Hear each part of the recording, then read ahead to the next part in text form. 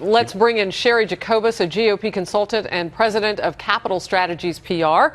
Cheri, welcome. Thank you. I want to start with something that we're just learning about, more details about, and that is that Team Jeb Bush, is looking to hire, or not hire, excuse me, but looking, if he were to get into office, he would look at putting on the Supreme Court Donald Trump's sister.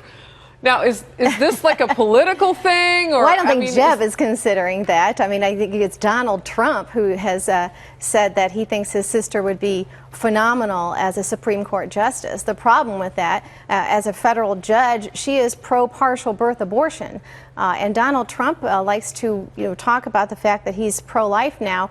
And if you notice, very influential groups like Concerned Women for America, they put out strong statements about this. And as these types of little gaps, I think they're going to hurt him throughout this process as people find out more what he has to say. You don't put your sister on the Supreme Court just because she's your sister.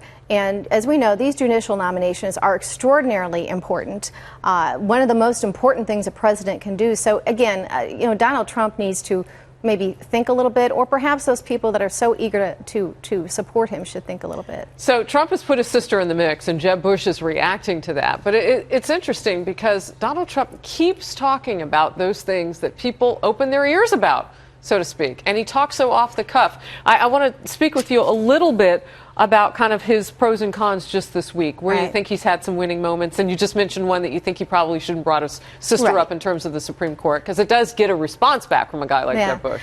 Well, I don't think he's had a lot of good moments. I think he's kind of become a little bit of a circus show, but people like it because it's summer and it's winning. Here's the way I look at it. We have all of these wonderful candidates, some stronger than others. They are getting no media attention. Donald Trump is good for ratings. Everybody wants to have him on. And, we see this wall-to-wall coverage of Donald Trump. And the only time the other candidates get any questions is when it's about Donald Trump. So, look, I look at this as almost like state-run media, feeding this propaganda to the masses. As these other candidates get stronger, we have Scott Walker coming out strong against ISIS. We've got strong endorsements coming for people like John Kasich, and you're going to see the field narrow. But frankly, this has been the summer of Trump. State-run media.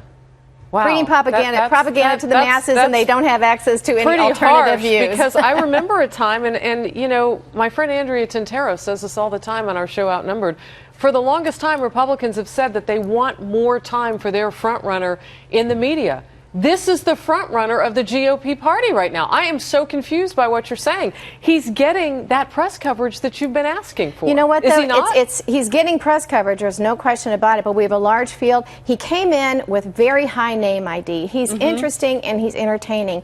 But at some point, part of the problem, too, is that when he says these outrageous things and some pretty rough and horrible things, frankly, some crude and crass things, any other candidate, even a Democrat, would get some pushback by the press, and instead, the press kind of sits there and they went, oh, he's good for ratings, so let's keep it going. And people are looking around saying, so are we doing this now? Wow. And we shouldn't be accepting this. We should demand more from our leaders. We're talking about a person who's going to be leader of the free world, commander-in-chief, and with his finger on the button. Well, if he stays the front runner and were to make it through the nomination process and form a formidable candidate against the Democrats, I would hope that you would think that your front runner needs all of the press he can get. Well, just a question. Hopefully good press, only if he can manage to do that. But I think that he's going to have to really clean up his act if he hopes to really be the nominee. I don't think the way he's going now is sustainable. Cheri Jacobus, good to see you. Thank you very much.